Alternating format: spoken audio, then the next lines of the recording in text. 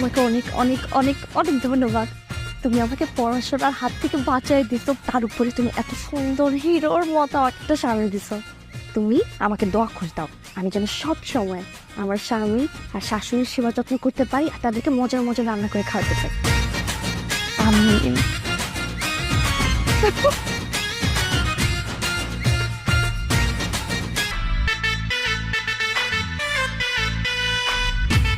আরে কি করতেছো? পায়ে হাত দিয়ে সালাম করতে হবে না, আমি টিপিক্যাল হাজব্যান্ড না।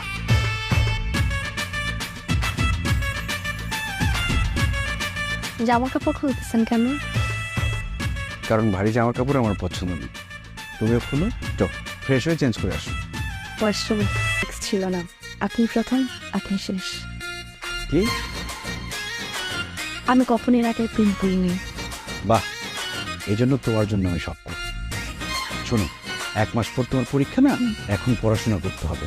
আমি তোমাকে মানুষের মতো মানুষ করব, বুঝতে পেরেছো? কোনো টেনশন করবে না, আমি নিজে তোমাকে পড়াবো। আর আমার ফ্যামিলির সবাই কিন্তু শিক্ষিত, কেউ মাস্টার্স করা, কেউ ডক্টর, কেউ ইঞ্জিনিয়ার। তোমাকে আমি ডক্টর অথবা ইঞ্জিনিয়ার বানাবো।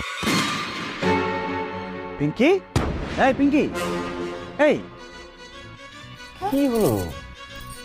আসো, পড়তে বসবে না? না না না না না না, কিভাবে পড়তে বসবো? আমি তো আসার সময় কোনো বই নিয়ে আসি নাই।